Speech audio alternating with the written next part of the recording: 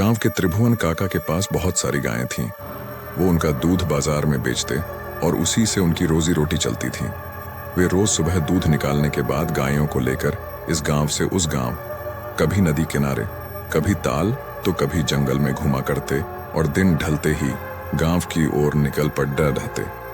दिन भर वे घर से बाहर ही रहते, इसलिए भूख मिटाने के लिए वे सत्तू तो कभी कुरमुरा तो कभी रोटी और उसके साथ ही दूध, दही, लस्सी या मट्ठा, छछनार भी ले जाते और किसी पेड़डाश की छाया में खा पी कर मस्त रहते। प्यास लगाने पर किसी गांव के बाहर लगी नल, ट्यूबवेल या फिर कुएं से पानी निकाल कर पी लेते। वैसे ठंडी के दिनों में वे पानी भी ले जाती, लेकिन गर्मी के दिनों में पानी गर्म हो जाने के कारण वे पानी नहीं ले जाते।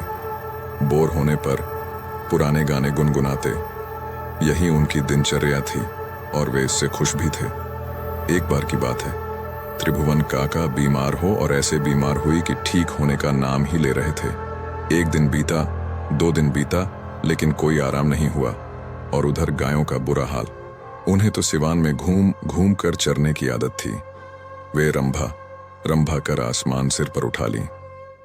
त्रिभुवन काका की पत्नी पुवाल वगैरह गायों को खाने के लिए देती, लेकिन गाय उसे खाना तो दूर देखती भी नहीं थी, मानो अनसन पर बैठ गई हों। उस पर दिन भर खूंटे के इधर उधर घूम घूम कर गोबर से पूरी जमीन कीचड़दाश कर दी और कुछ तो इतनी सयानी थी कि नाद में ही पैर डालकर खड्डी हो गई।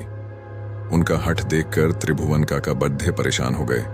उनकी तो हिम्मत नहीं पड्डे रही थी, तो उन्होंने अपने साले के लड़के को बुला लिया। उसका नाम राकेश था। 18 साल की उम्र में ही वह बहुत ही होशियार था। उसके घर पर भी गायें थीं, तो उसे इन सब चीजों की जानकारी थी। दूध दही खाकर गबरू जवान बन गया था। कोई उसे देखकर कोई उसे 18 साल का कह ही नहीं सकता था। उसे त्रिभुवन के सारे काम संभाल लिए। वह साथ में अपनी किताबें भी ले जाता और पेडिश की छाया में पढ़ाई भी करता। त्रिभुवन काका बड़े खुश हुए। गर्मी का दिन था। खेतों में घास गर्मी की वजह से खत्म हो गई थी और उसे इस इलाके की जानकारी भी नहीं थी। वह गायों को लेकर पास के जंगल में पहुंच गया और कब वह घने जंगल में पहुंच गया उसे पता ही नहीं चला। दोपहर का समय हुआ था। राकेश को प्यास लगी। पानी गर्म हो जाने के कारण उसने पानी गिरा दिया था। वह इधर उधर जंगल में पानी की तलाश में घूमने लगा।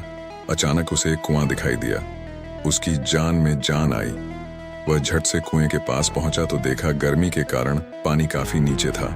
उसने एक छोटी बाल्टी, जिसे वह अपने साथ रखता था, उसे अपनी धोती से बांधकर पानी निकालने की कोशिश की, लेकिन कामयाब नहीं हुआ। पानी काफी नीचे था।